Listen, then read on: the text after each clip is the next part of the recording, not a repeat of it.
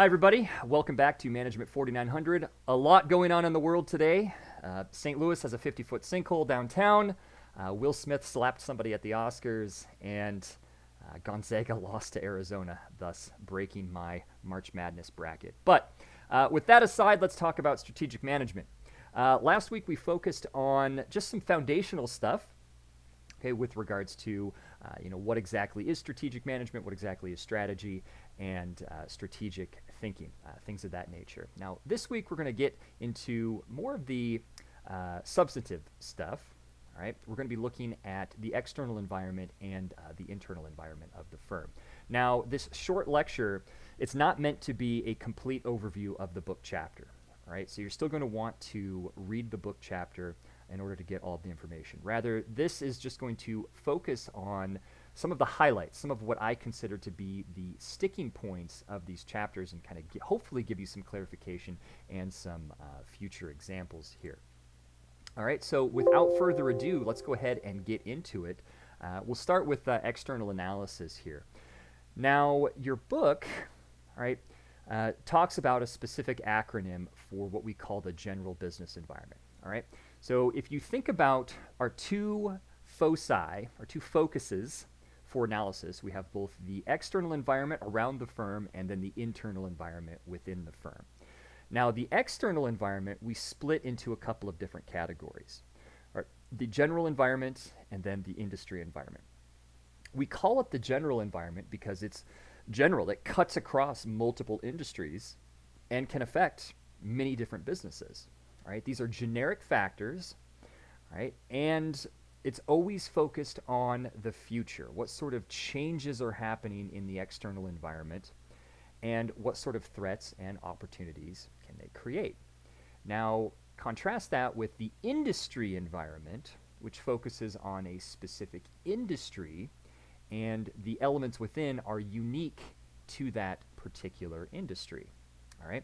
So the general acronym that your book gives is PESTEL. When we ask ourselves, okay, what are the different categories, what are the different facets of the external environment? Now, if you open up any sort of different strategic management text, you're probably going to get a different acronym. Some shorten it down to PEST, P-E-S-T, okay, or things different altogether. All right, so different acronyms, but it's a mnemonic that generally means the same thing. Okay, it's what category should we focus on? All right, when we are analyzing the general environment. So political, economic, sociocultural, technological, environmental, and legal. All right, obviously, political changes can have vast ramifications on business. Same thing with economic changes, like reduction in disposable income might hurt some like luxury industries versus staple goods, something like that. Sociocultural elements, okay, within the external environment are changes like in lifestyle habits, changes in attitudes, changes in beliefs, changes in consumption patterns, okay, all sorts of different social changes that might affect our particular business. And then, changes in technology, environmental changes such as access to scarce resources, renewable resources, things like that, and then obviously changes in laws. All right, I'll just give a quick example of one of these different domains. So let me pull up my little laser pointer here. So with regards to maybe the technological environment, all right, a good example of this is Netflix. All right, and I'll bring up Netflix quite often in this course because I think there's some good strategic points to be made from that company. But if you're probably too young to remember, but before it was a streaming service, Netflix purely was a DVD by mail rental service. All right, where you had your little Netflix queue, you would enter in a bunch of movies, and they would send you two at a time, two DVDs at a time in the mail. You'd watch them, you'd have a stamped envelope that you'd send the DVD back in, and as soon as they received the DVD, they would send you the next DVD in your queue. Okay, it worked well for a while, and it was quite popular because it was disruptive to the video rental industry, right, where you had to actually go to a place and rent the video, and you deal with late fees and other pains in the butt like that. Now, what happened is a change in the technological environment of the general business environment, or the technological segment, I should say, right?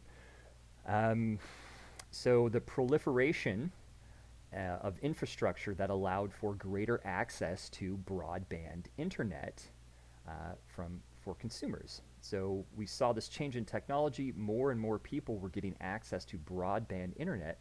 So therefore, streaming movies directly, video on demand services, became more and more popular because people had the bandwidth to do it. You couldn't really do it over a dial-up internet connection. Okay, it just wasn't possible. You didn't have the bandwidth for it. So this change in the technological environment enabled or created an opportunity for Netflix to pivot its business model and turn into an on-demand streaming service. Okay? They've since pivoted again and started creating their own content. So now they're a production studio, okay? Which is big because the movie that won Best Picture, Coda, was actually one of the first movie to win an Oscar that was produced by a streaming service, in this case Apple, and not a kind of a traditional studio. All right, so that's what we're focused on here, is what sort of disruption is happening in the external environment that could create opportunities or threats for us in the future. All right, that's the general business environment. All right, now the other more fine-grained thing that we look at, right, is called the industry environment, or sometimes it's referred to as like maybe the task environment or something like that. Okay, ignore this part here. Chapter 8, the new edition of the text here is, it's not Chapter 8, actually, so I should have omitted this from the slide. I did not, so my apologies here. Okay, but first we have to ask ourselves, what is an industry? All right, what exactly is an industry? Now, quite broadly, we could define this as any sort of interrelated or interconnected businesses. All right. So if we think of the automotive industry, for example, all right, what businesses are contained within the automotive industry? Well, we have, the manufacturers themselves. So we have Ford, GM, Daimler, Chrysler, all those the different car producers. But then we also have the peripheral but related industries. So maybe auto parts manufacturers, car insurance brokers, all right, car rental companies, okay, for example. All right, all those are related businesses that make up a particular industry. All right, so when we think about the industry environment, we're not thinking about just a specific business. We're kind of broadening our scope a little bit and thinking about the industry as a whole here. All right. Now your book, right, does a pretty good job of detailing the most popular framework out there in strategic management for analyzing a particular industry. Now, when we look at an industry, we ask ourselves the question, what influences the profitability of an industry? All right? What determines whether or not we have a good chance of making a profit or breaking even in a particular industry? Now, Michael Porter from the Harvard Business School wrote a seminal work, a couple decades ago that to this day remains the foundation of industry analysis. Michael Porter said that an industry consists of 5 different forces, and it's a combination of those 5 forces that determines the profitability of a particular industry. All right, and we will just follow this little pie chart here clockwise, and I'll go through each of these in turn. Now again, your book has very good definitions of these, so I won't belabor the point too much here. So 1, let's say we are established in a particular industry, right? What is the threat that a new company, or maybe an existing company that's out there, right? What's the threat that they can enter into our industry and be successful? All right. Now, if the threat is high, if it's very easy for a new competitor to come into our industry and start stealing our market share, right, then that is going to reduce the overall profitability of our industry. Okay? There's a lot of things that go into securing your industry from potential rivals. All right? And we can kind of conceptualize this as anything that would make it difficult for somebody to come in. All right, so let's say your industry has a lot of startup costs, for example. So in order to be successful, you need access to expensive, maybe rare sorts of production equipment or materials or something like that. All right, so therefore it would be expensive for a new partner to come in, or a new competitor to come in. Another thing we look at is, I kind of use an analogy when we talk about customer switching costs. All right, maybe it's very difficult for a customer to switch to a new competitor. All right, so if it's difficult to take customers away from people, right, as a new entrant, as a potential new entrant, then it's going to make the chance that I'm going to enter in that industry a lot lower, right? So I kind of flippantly use just a funny example in class when I talk about this, and I talk about it in the context of dating, right? So the idea is, okay, so you're in a relationship with somebody, okay? So I'm the business and I'm providing a good to somebody, and it's called relationship. Now, there are other people waiting in the wings that also want to provide your person, your significant other, with relationship. And the question becomes, why doesn't your significant other leave you for somebody else? Okay? Pause here for a second for dramatic effect. Well, you can think of any number of reasons. All right, let's say just pure loyalty. Okay? Or let's say knowledge. You know, they understand your relationship very well. They know what they're getting, and they don't want to risk an unknown relationship with somebody else. Or maybe they've invested the time and they understand perfectly like the quirks of how you work. All right? So me as a business, I understand how you work. You know, I know what makes you cranky. I know what makes you excited or happy. Okay? That type of stuff, that intimate knowledge about you, right? It's difficult to come by and time consuming, and so it would be difficult for a new person, right, to get up to speed and to kind of provide the same quality level of relationship. All right? Or maybe you're contractually bound. Maybe you're married, right? And you have a piece of paper that legally binds you. So therefore, if you left, you might risk losing half of your income or half of your assets. So it would be very costly to switch to a new provider of relationship. All right? And I use this example because it's very analogous to real life in terms of the relationships that we have with companies. Okay, why don't you switch from Apple to PC? Well, you would have to learn all sorts of new software, new operating system, new keyboard shortcuts, so your productivity would tank until you got up to speed. All right? Contractually bound. I mean, why do cell phone companies make us sign contracts? All right, it's in order to increase switching costs, right, in order to prevent us from easily moving to somebody else.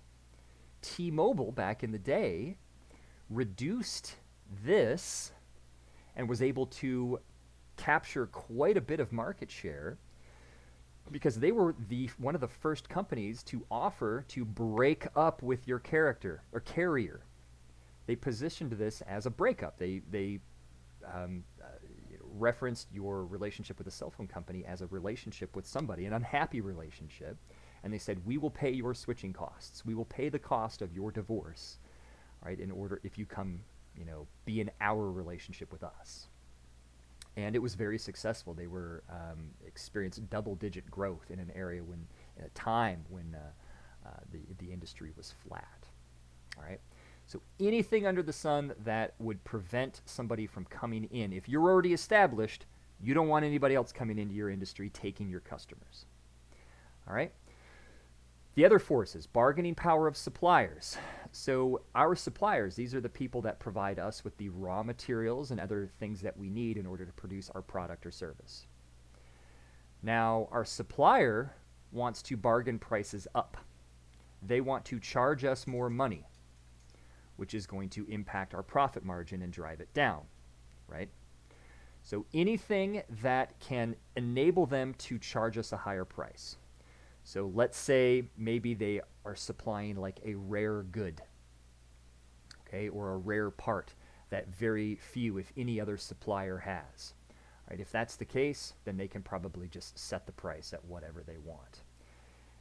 We're not totally price inelastic, because if the price does get too high, then we're probably going to search out alternative products or things like that, okay? But they do have some wiggle room then, if that's the case, right, to bargain our prices up, okay? Things like that, all right? Your book has some other great examples, but basically anything that allows them to bargain our prices up. Same thing with buyers, okay? So our customers this time want to bargain our prices down, thus lowering our profit margin, okay? Our customers want to pay less money for our products and services. And anything that they can do in order to bargain our prices down, okay, represents a threat to our business, or a threat to our profitability. So think about it. So maybe they have numerous different options, right? So if we charge too much, wow, I can just go down to the firm, down the street, because they're charging $5, $10 less, and buy it there. Okay, well, that is going to force us to lower our prices in order to be on par with competition. Or maybe they are a big, solid block of buyers that buys in bulk, right? Thus driving our prices down. Okay, Walmart, in their position as a buyer, does this kind of quite famously. They purchase such a volume of goods from suppliers that they're able to drive those prices down. They're able to basically dictate the price that they want to their suppliers, because it's so lucrative for their suppliers in order to have a contract with them that they're willing to do it. Okay? So anything under the sun that allows our buyers to bargain our prices down, okay, is a threat to our business. All right? Threat of substitute products. All right? Ideally, from our perspective as a business, we want to make it so there's not really another alternative for our particular product. Now, you can think of these as maybe like, as an alternative to driving, you could take the bus, for example, or ride a bike. All right? An alternative, a substitute product for an airplane ticket might be a train ticket, in some circumstances, depending on geographic distance. Okay? So maybe from here to Chicago, if the price of a plane ticket was too exorbitant, maybe you'd settle for the 5-hour train ride, for $80 for a train ticket or something like that. That's a substitute product. All right. Ideally, we don't want there to be substitute products. All right. We want consumers to kind of be locked into what we are providing. All right. Therefore, it would increase our profit margin. And then lastly is rivalry. Okay. Among the existing firms within an industry, how intense is our rivalry? All right. The more intense our rivalry, okay, the more money we would have to expend in terms of like advertising, new product development, and things like that, constant innovation. All right. Thus, it would drive our margins down. So increased rivalry, deleterious to the profitability of an industry. So all in all, we want a low threat of new entrants, low bargaining power of suppliers, low bargaining power of buyers, low threat of substitute products, and then low rivalry amongst existing firms. All right. Under those conditions, right, an industry is most profitable. Now, in your economics classes, you might have talked about kind of monopoly competition, right? the difference between kind of monopoly and perfect competition, or monopoly and like oligarchic competition, things like that. When these forces are all low, okay, that's probably the closest in practical application that you would see monopoly competition, okay, within an industry, right? The closer we get to a monopoly, the closer or the most profitable. That's the most profitable that we can be. Okay. All right. So let me ask you a question here. So this is a thought exercise that I bring up in my on-ground classes. So suppose you want to open up a new restaurant in your area. All right. You decide to conduct an analysis of the industry in order to give you a better sense of what forces you will be facing. How would you rate the forces facing this industry using a simple scale? All right. Let's say just low, medium, or high. So classify each of these forces. So low, medium, or high. Low, medium, or high threat of new entrants. Low, medium, high bargaining power of suppliers, and so on and so forth. All right. So pause this video really quick and take some time to think about restaurant. Think about restaurant industry, and what forces it might be facing in the industry. All right, so take a second here.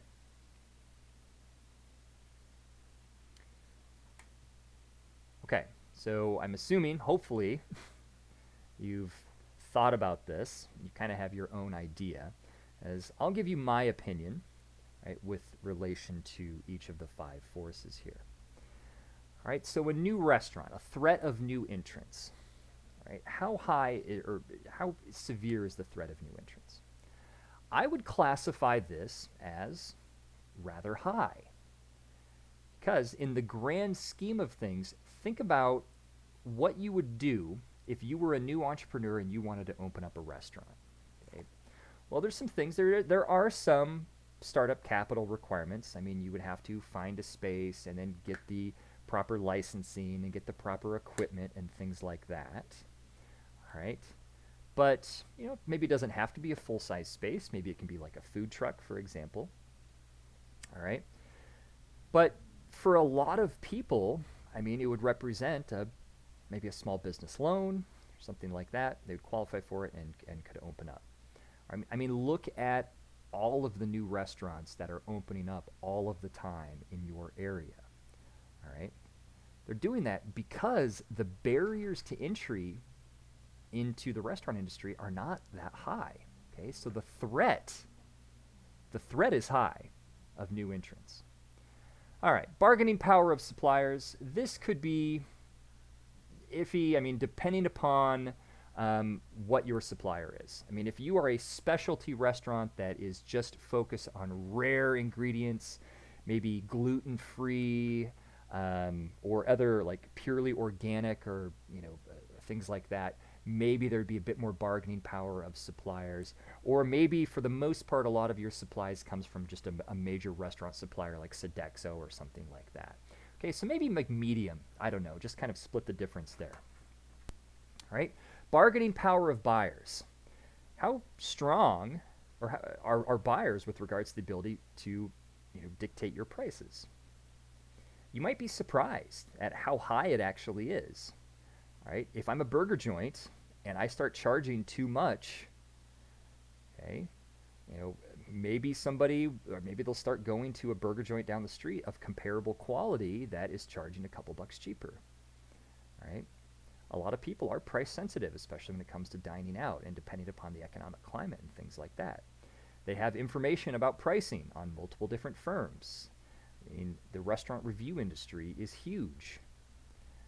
Okay, so maybe a medium-ish sort of kind of bargaining power of buyers, things like that. Threat of substitute products. Okay, what are substitute products to dining out in a restaurant? Well, you have substitutes within the genre. I mean, if you have a Mexican restaurant, maybe a Japanese restaurant, okay, or an American restaurant would be a substitute. Cooking at home is a substitute. Okay. Going to a restaurant, maybe a substitute is going to a food truck, or purchasing food someplace else, something like that. There are plenty of different options, plenty of different things you can do in order to satisfy one of the basic requirements of dining out, which is to acquire a meal, right? Obviously, there are other factors that go into the choice of a restaurant, like atmosphere and stuff like that, but there are substitute products. There are different options other than just dining out at a restaurant, okay? So I would say a high threat of substitute products. Now, what about rivalry? Well, rivalry, as you probably guessed, is insanely high in the restaurant industry. Think of all of the different restaurants, bars, places to go out and eat, right? Different options that you have available to you as a customer, right? There are hundreds and hundreds, thousands, okay, of different businesses, okay? And they're all competing for a share of your dollar. Now, you could naively think, oh, well, I'm a Japanese ramen place. That Mexican place, that taco joint over there is not my competitor. And you would be wrong. They are your competitor, all right? Because you are competing. I mean, people generally eat a fixed amount of calories in a day, right? And you are competing for a share of their stomach, all right?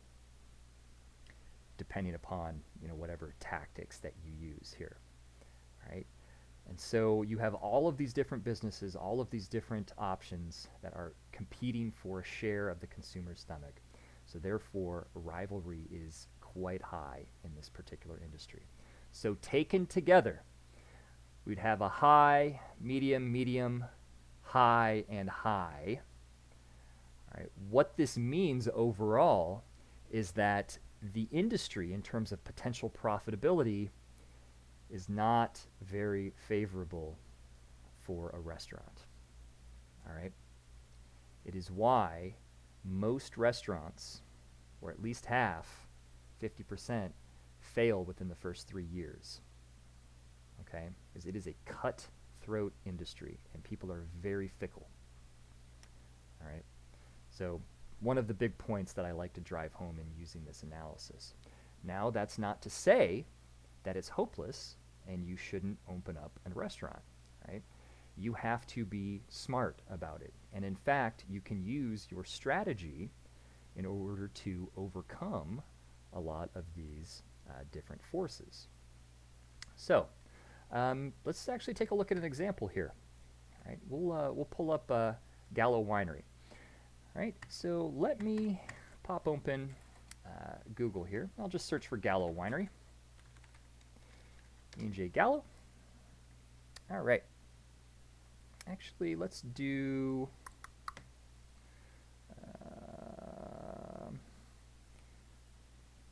let's just search for their brand here. We'll do that. All right. I am of legal drinking age. Yes. In the United States. Welcome. Okay. Oh, jeez. Oh, my gosh. Oh, sorry. It's Casella Wineries. That's the one I was thinking of. Sorry, I got that mixed up here. I was doing something with Gallo earlier, so I had that on the brain here when I typed up these slides. So it's actually Casella Wineries. So Casella Wineries is it's a winery that's based in Australia. All right. Now, back in the day, they wanted to expand their global reach, and they had a brand here, Yellowtail, and they wanted to penetrate into the U.S. market, right? Now, if we analyze, back in the day when they first entered, it was around 2003, if we analyze the wine industry at this point in time, we would find that the industry is really not that favorable. So let's look at U.S. wineries. I don't know, winery, I just spelled winery wrong there.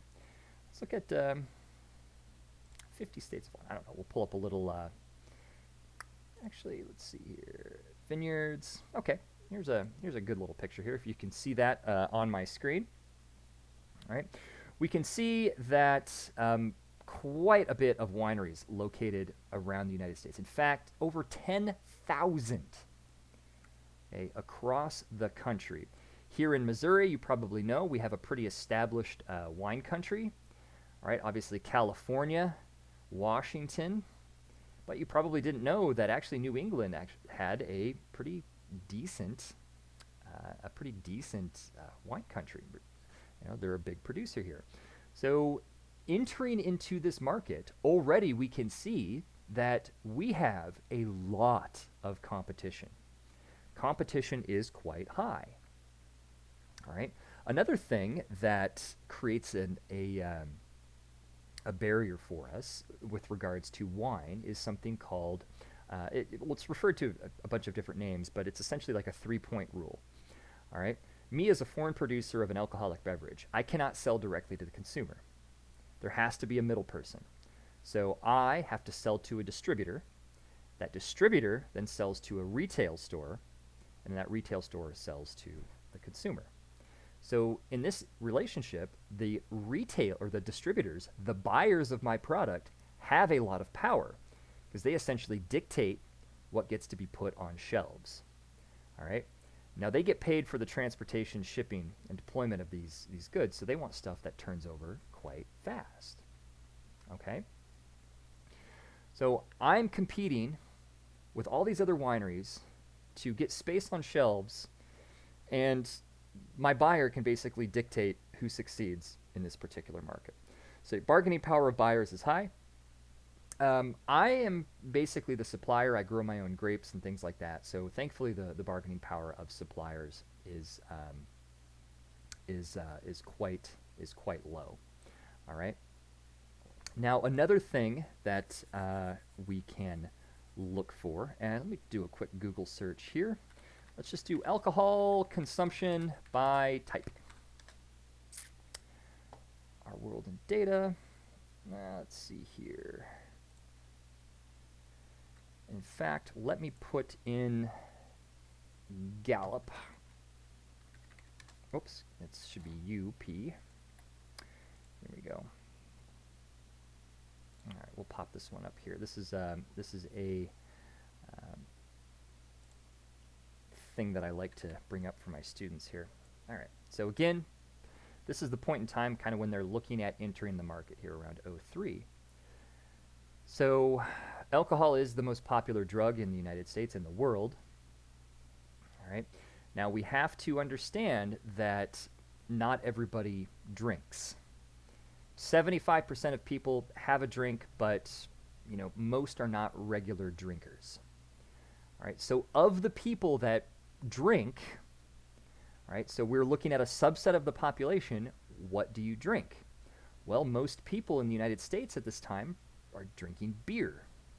There's a portion that are drinking hard liquor, like whiskey or tequila, and there are some that are drinking wine. So we are fighting a bunch of producers, okay, and our buyers, our distributors, to get a subsection of the population. All right?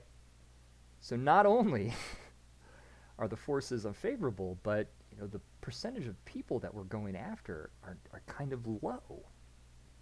So ultimately, the industry forces. Oh, and we should say substitute products as well. So this is an example of substitute products. If you're not drinking wine, well, you can always drink beer or liquor, or there's other options. There's other non-alcoholic options out there to drink, things like that. So the threat of substitute products is quite high.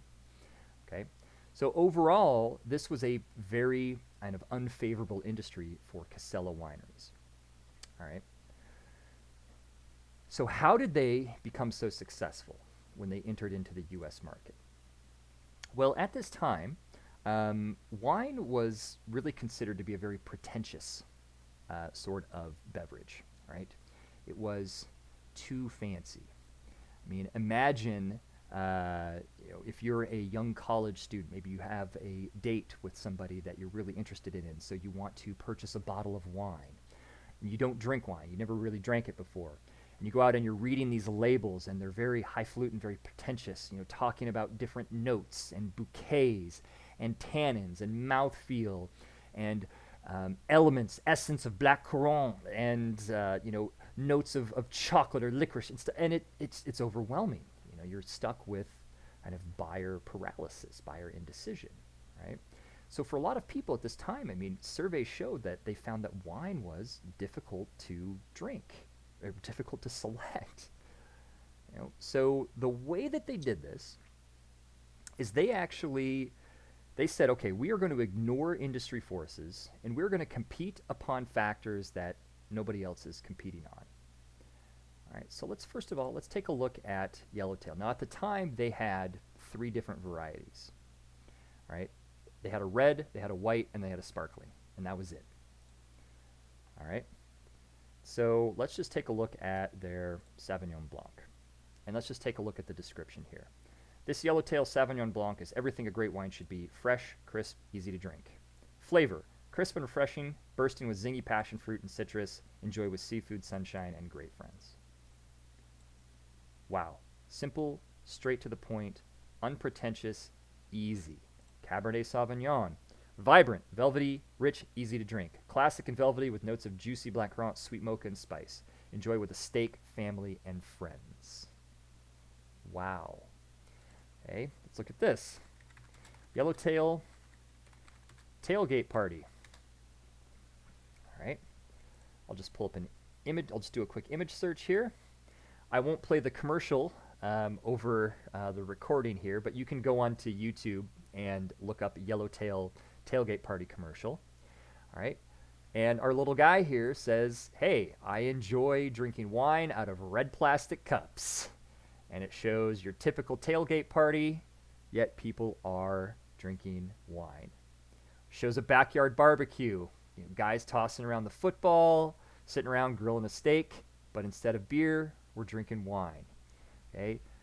Rooftop rave, right? We're drinking wine. We're out at the beach. We're drinking wine. So times in which you would not normally associate with wine, okay, they're pushing. They're saying, no, you can drink wine out of a red plastic solo cup and have fun with it.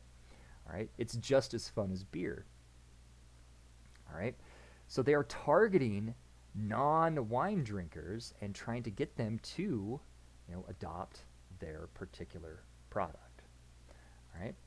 And they were successful. So by a combination of different factors, okay, by ignoring common competitive elements, ignoring traditional industry forces, and really kind of inventing their own market, Yellowtail, and we can see here, by 2005, became the #1 selling brand of wine in the United States. Okay? A lot of people thought it was, just kind of like the cute, fun logo. It was Yellowtail. It had a kangaroo. So we saw a lot of copycats. We saw like Barefoot come up, just, like a foot on the label and stuff like that. And a lot of more like wacky, zany sort of different wines. But none of them really kind of captured that essence that it was, simple, easy, just kind of like a good old drink that anybody could have. Okay? They've since been supplanted by other producers, but for a long time, and in fact, we can see that here in 2006, wine actually replaced beer as the most popular beverage in the United States. Okay? Kind of interesting. So, the idea is, even though the industry forces might be unfavorable, okay, your strategy. And when we start talking about the generic business level strategies, we'll get more into this and how they kind of position your firm to overcome these forces. Okay? Your strategy can go a long way in terms of helping you to be successful, even in an unfavorable industry. Okay? The last part that your chapter, or one of the other things that your chapter talks about, and I just wanted to bring this up really quick, is something called strategic groups. All right? So a strategic group, even though, we're all, I did say that all restaurants are your competitors, right? Well, some are more of your competitors than others. Yes, we are all, competing for a share of your stomach, but not at the same level. Okay? So in order to create a strategic group, right, usually we analyze businesses on 2 factors, and then use them to plot them out on our little graph here. So I have a bunch of different restaurants, and I have two competitive elements, two strategic elements that I've graphed these on. In this case, it's quality and service. So limited service or a full service sit-down restaurant, low quality versus high quality food offerings. Okay? So if we plot these out, we could say, quick limited service, bing, bang, boom, low quality. We've got Burger King, McDonald's, Taco Bell. We got your traditional fast food, right? So low quality limited service, but they're still popular because they're cheap, right? They're cheap, they're quick. Compare that to maybe more of a fast casual restaurant, all right? Not quite as limited of service, but still pretty limited service, like Chipotle, if you've ever gone through the Chipotle line and customized your burrito. They're meant to be a bit higher quality, better ingredients, that type of stuff, all right? So that's kind of how they're differentiating themselves, and they're able to charge a little bit more, all right? So these kind of fast casual, these more upscale restaurants I've grouped together. Now, full-service sit-down restaurants. Low quality, maybe we have our diners here like IHOP, Denny's, Waffle House, that type of thing. Or our full-service and high quality. Our Benihana's, P.F. Chang's, Ruth Chris's Steakhouse. Please don't make fun of my choice of high-quality full-service restaurants here. I was just trying to pick places that most people were aware of. All right? So why do we care about strategic groups? Well, logic says that people within our strategic group are probably using similar strategies. They're probably competing on the same factors. Therefore, they're probably going to more closely be our rivals. All right? So these are the firms that, if we were a Burger King, you bet we are watching McDonald's and other restaurants very, very closely, right? Because they are our main competitors, our primary competitors, okay? If you're with your group of friends and you're, trying to figure out where you want to go to eat, you're probably not trying to decide between McDonald's or Ruth Chris's, all right? You're probably not wrestling these two options, all right? If Ruth Chris's Steakhouse is on the table here, you're probably planning more of an elaborate meal. Maybe it's a date. Maybe you're celebrating something. Okay, so you want to go and kind of get the whole full service, the whole shebang, high quality food. So you're probably deciding between Ruth Chris's or any sort of other upscale restaurant. All right. So Burger King, McDonald's, probably not competing with these guys directly. Indirectly, maybe on a few factors, okay? But Burger King probably doesn't really care what Ruth Chris is doing, okay, in the grand scheme of things, okay? So your strategic group is going to determine who you are watching most closely and who your primary competitors are. So fantastic topic. I would encourage you to really read about this in the text. Okay, so I'm going to pause this video right here. Now in the next one, we're going to be focusing on internal analysis. All right, so everybody, thank you for tuning in for this one. And yeah, I will see you in the next one. Thank you so much.